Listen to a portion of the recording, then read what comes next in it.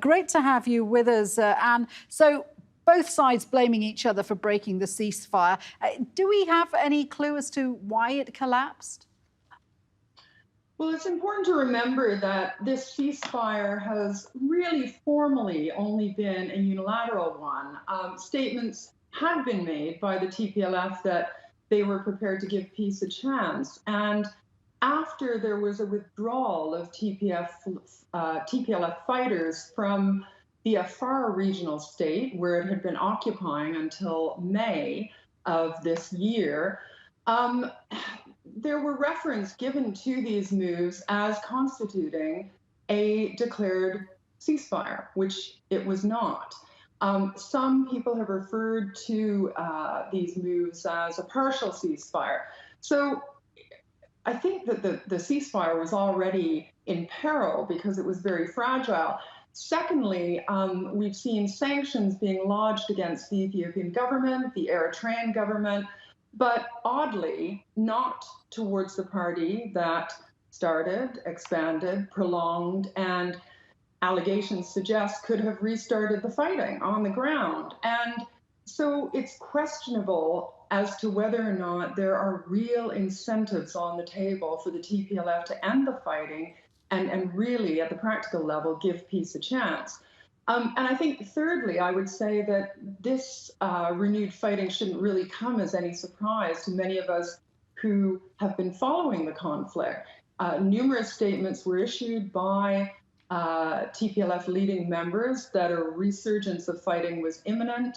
We saw a heightened disinformation warfare break out and a blame game start over the last couple of weeks, and local reports suggesting that there have been troop movements on both sides. So for me, it comes as no surprise. There was a long stalemate, and while that stalemate was not being addressed and the wedge closed, fighting was inevitable. I mean, clearly from what you've been saying, there is a massive lack of trust between these two sides. So is there then any prospect of trying to get a dialogue underway or some kind of talk started? Well, with an external mediator, it's not entirely clear to me what reasons exist for both parties not to engage in peace talks. If it's really the interests of the Ethiopian people that both sides are committed to and have at heart. The government, on one hand, insists that it has done everything that it has been asked to do to support peace and to bring about peace. And the Prime Minister said this himself in a speech given yesterday. His Excellency, former President, Nigerian President Obasanjo, has the African Union mediator has been shuttling back and forth between both parties, but no forward movement has been seen. And the biggest issue that's emerged recently is the lack of banking services, telecommunication services, etc., which the TPLF would like to see restored. The government has suggested that it's very happy to do this and to help with the process, but it wants some security guarantees. Let us not forget that independent reports have confirmed that unconstitutional laws have been passed in the region of Tigray by the TPLF that incriminate and imprison anyone who cooperates with the federal government. So hence its reason for demanding that security guarantees be given. I mean, I think that it's really, the time has come for the international community to insist that both parties really come to the peace table and really get behind the African Union in its efforts to help facilitate a peaceful resolution.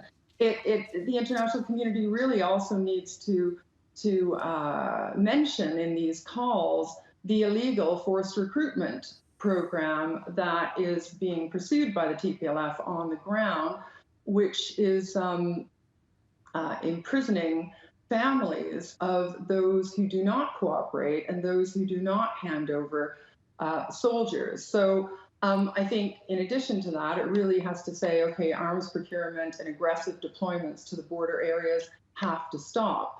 I mean, the African Union has facilitated peace elsewhere across the continent. And African leaders have a very good track record of facilitating dialogue and peace. So I think a stand behind the African Union's efforts, capacity that the West has supported the development of over the past 30 years is really needed. And good to speak with you. Thank you, Anne Fitzgerald in Toronto there.